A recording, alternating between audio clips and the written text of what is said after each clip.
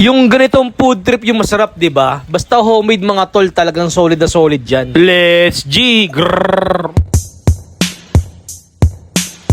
So, sinimulan pala natin tol maghiwa ng sibuyas. Bali, 4 na sibuyas pala ang hiniwa ko dito mga tol. Yung julienne lang. Bali, nagpainit na pala ako ng kawali mga tol. Gagawa pala tayo dito ng caramelized na onion. Make sure mga tol na continuous lang ang paghahalo para hindi masunog yung sibuyas natin. Tapos habang nag-aantay tayo maluto yung ating sibuyas mga tol, nagpainit na rin pala ako ng kawali sa kabilang stove. Bali, magigisa tayo ng ating toppings doon sa ating hotdog sandwich yung mga tol. Pork giniling pala ang ginamit ko dito. Sabay ko na rin pala tol yung bawang pati sibuyas doon sa ating pork giniling. Habang nagluto tayo ng pork giniling mga tol, balikan natin yung ating sibuyas. So, nakikita niyo tol yung sibuyas yung na ganyan na ang kulay. Onti pa mga tol, malapit na maluto yan. Tapos mga tol, timpla natin ng paminta, tapos sisiling pati chicken powder yung ating pork giniling. Tapos mga tol, hayaan natin siya maluto. Tapos pag okay na yung mga tol, set aside na rin natin yan. Nagpapa-shoutout nga sa ating mga tol si Eugene Mutia. And pala yung mga tropa natin mga tol na walang sawang sumusuporta sa ating page, diba? Dahil hotdog sandwich nga palang gagawin natin mga tol. Syempre gagamit tayo ng hotdog buns dito ha.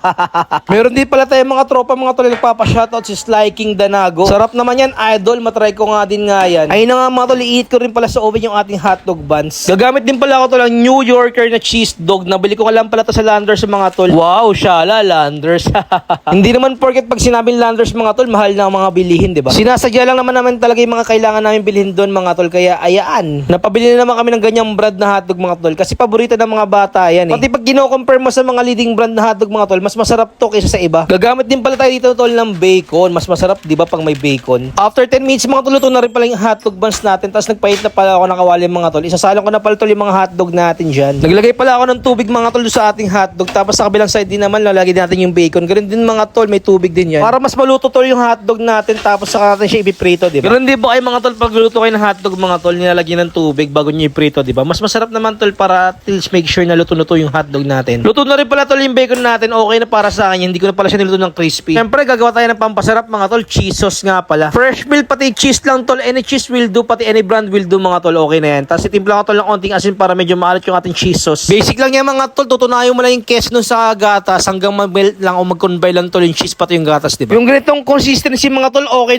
na para sa akin yung lapot. At ayun na nga mga tol, pag umabot ka nga pala sa point ng video na to tol, paki-comment down below naman sa kaparte ng Mado, parte ng Pilipinas para mabati ng mga sa mga next vlogs ko, diba? Naglagay nga pala ako ng mayonnaise dito sa ating hotdog buns mga tol. Pwede rin naman kayo maglagay ng ketchup, hot sauce o kaya mustard mga tol para mas masarap yung hotdog sandwich nyo, diba? Nilagay ko na rin pala tol yung hotdog, yung bacon natin mga tol, tapos yung ating pork giniling na niluluto kanina, and then tol yung cheese sauce on top, diba? Mas maraming cheeses mga tol, mas masarap para sa akin. And lastly mga tol, yung caramelized onion natin, mas masarap talaga yan. Tignan mo naman tol kung gaano kasunod yung ating food trip, diba? So sabi ko nga sa inyo mga tol, mas masarap pa magluto sa bahay. Food trip na home cook mga tol, dalin-dali yan, diba? At syempre, pa nagustuhan mo yung video mga tol, don't forget to like and follow my page mga tol. Tapos ayan mga tol, titikman natin kung gaano kasolid yung ating hotdog. Hindi ko na nga napagilan mga tol, hindi kumain talaga. Tapos hindi ko din alam kung paano kung tatapusin tong video na to. Tapos ayun, nyarap!